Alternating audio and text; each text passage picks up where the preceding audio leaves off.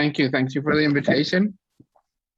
So my name is RAFAEL Irizarry. I'm a professor and chair of the Department of Data Science at Dana-Farber Cancer Institute, and I'm professor of biostatistics at Harvard. And briefly, about my career and how it relates to data. I have basically most of my papers about statistical methodology or scientific discovery are based on public data sets. Some are based on data from collaborators, but the majority were based on public data. I work in the area of genomics, where we have seen, in my opinion, one of the best examples of the power of sharing data, in particular from projects organized by the NHGRI. So, okay, let me see. Okay, so here are the ways I see that sharing data can advance science. And I should say I'm going to basically tell you a little bit about the opinions I've formed from my own experience. I don't think about this as systematically as others that have presented here. So I have, as I said, I have made my career out of using public data, and I will share what I've learned from that. So these are examples of how sharing data improves science. One is correcting the scientific literature. That we have seen examples of that. That's not, I don't think, the main way that it does, but it is one. Other one is discoveries made from data reuse. And my favorite example of this is when others combine data from many studies to gain power to attend batch effect problems and other such challenges.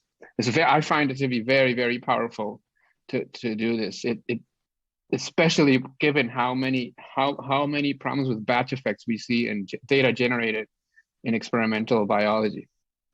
And then finally, one that I don't think we have talked about too much in this workshop, but to me is very important because it has a multiplicative effect, and it's that public data enables the development of better data analysis methods, and that's the area that I have most worked in. So you see, if I made you a list of the most widely used statistical data analysis methods in several areas of genomics, you would see many of these would be created by people who aren't part of big consortia, who aren't part of the big labs. They're independent investigators that basically downloaded public data, used it to motivate better approaches to data analysis, and then developed a tool that then gets shared and used by, in some cases, tens of thousands of other researchers. So just to give you an idea of why and how that happens and how sharing data is so important to that, I'll talk specifically about this example more than the others. So in today, in the data-driven world we live in, a lot of the papers that are written on biological discovery also include some kind of workflow that they propose is the best way to analyze data. They look something like this. All those workflows that you just saw there are screenshots from Nature and Nature journals. But if you look closely, a lot of them are basically saying you have raw data, we pre-process it, intermediate data set is produced, which is analyzed, and then we make a discovery. But a problem that people who download data and look more closely at these analyses that come out, sometimes perhaps a little rushed because of the pressures of new technologies being out and being very fashionable in journals just wanting to publish them quickly, is that two things can happen. One is that you can simply have mistakes in the process, but also that the workflow as proposed doesn't really generalize to data sets from either other labs or other similar technologies. So the way you see this, the way you find this out is by downloading the data and trying it out and doing a lot of data exploration. So that is one of the main messages I will give about data quality, how to improve it. You often have to look at the data, have to look at often the raw data, and that's why it's important to share it. So when you do this, you can find mistakes, or sometimes it's not mistakes, you just find ways to make it better, to improve the workflow and and then improve science by producing a software that or a piece of methodology that a lot of other people use. So these are the questions that were asked, and I already started to answering some of them. So my general recommendations after 20 years now, maybe a little over 20 years of working this way.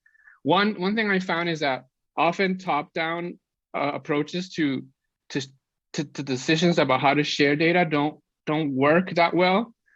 And I guess I'm going to skip to my third point. And one way to improve that is by involving the data analysts, the people who are actually going to analyze the data that you make available, in decisions about how to share it.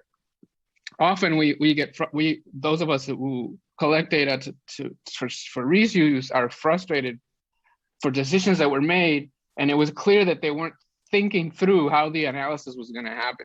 So that would be my main recommendation to people involved in these decisions, is to include the people who are later going to use it to analyze it in the early on in the decision process. Most people that develop methodology and do meta analysis would rather have the raw data. They don't really want dashboards or browsers or anything else that just shows you pretty pictures of the data. We really want the raw data. And then finally, this is another source of some frustration that has gotten much better through the years, is that the data isn't always clearly annotated or not annotated in a form that is computer readable. So we want to promote this. We want to promote that those that make data available provide computer readable ways of understanding what everything in the data represents, what it actually is. So for example, in one of my papers, I needed to know what tissue each sample came from, and we ended up having to read the papers because it wasn't included in the data when it was shared. Sometimes a simple table is enough. Sometimes you need more, but sometimes simple is better in this case. So I end with just a couple of recommendations of ways of papers that actually talk about this, that talk about best ways of sharing data with data analysts. And I'll stop there and take questions whenever we're ready for them. Thank you.